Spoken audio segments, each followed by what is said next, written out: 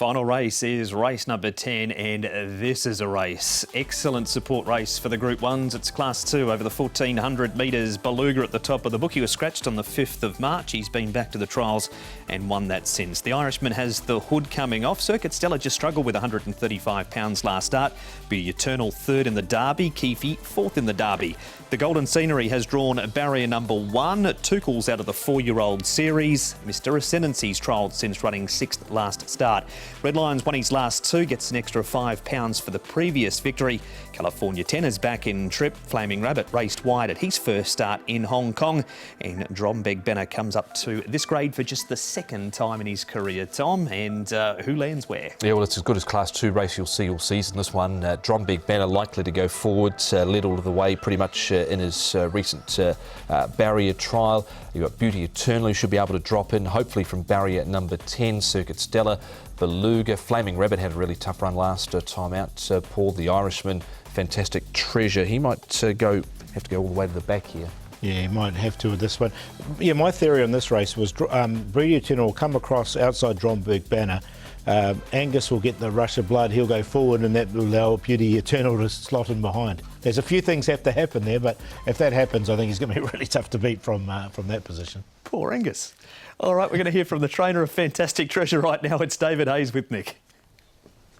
David, Fantastic Treasure is your runner in the final race on Sunday afternoon. He really looks like he's returning to something like that better form. That was a super run last time. Yeah, his last 2 runs have been full of merit, and you know he wasn't beaten far, but he struck a very tough race. I think it's a really competitive jam-pack full of progressive young horses, but he's an in-form older horse. Yeah. And they're sometimes hard to beat. Yeah, we certainly shouldn't forget that obviously your horse is a decent type of horse. He's obviously met a few of these rivals already, Beauty Eternal, Circuit Stella and Red Lion obviously, but last time the front 2 pulling nicely clear. He's a horse who's not been without his issues. Do you feel that they're all sort of ironed out now with him? Yeah, he had a fractured sprint bone as a young horse after he won 5 in a row and looked very progressive. I mean, he's had a win and quite a few nice runs, but this is the most consistent he's been for quite a while. So he'll be right in the frame, I'm sure. It must please you with a horse like him. Obviously, you know he's got the talent. We all know he's got the talent. And when they do obviously hit a bit of a stumbling block, obviously it's never a great thing to try and deal with. But now that he sort of might be returning to form, I guess you'd certainly love to get another win with him this season. I think it took a few runs after the setback to get his confidence and fitness. But now he's got this really good fitness about him, and there won't be a horse parade better. Yeah. He's a very good-looking horse. Last time out, he was held up. Obviously, Hugh rode him, and he's got that really sort of explosive turn of foot, hasn't he, to allow him to quicken on? Yeah, he normally shows a great turn of foot at 1400, but you know he's a pretty consistent horse at 1400 and 1600 now. So. I'm sure there's plenty of wins left in him in Hong Kong. You've got James McDonald booked as well. Obviously, nice to have him here. And what was it that led to securing the services of James for this horse? I couldn't get Hugh, couldn't get Zach, couldn't get...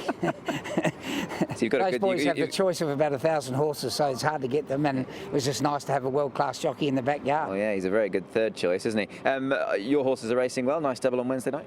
Yeah, we're very happy. I think Snow a Lot's progressive Happy Valley horse, and good to get Harmony and Bless back after his bleed. So I think he'll win again. He's not a bad horse, and he's rated in a good mark, so he can win again.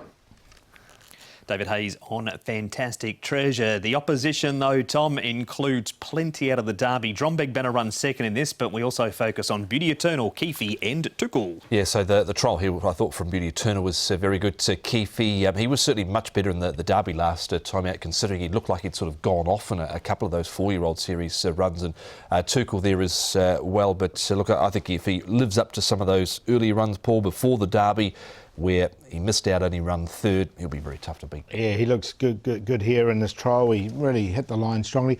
Tuchel, don't forget though, he's 4 from 4 over the course and distance.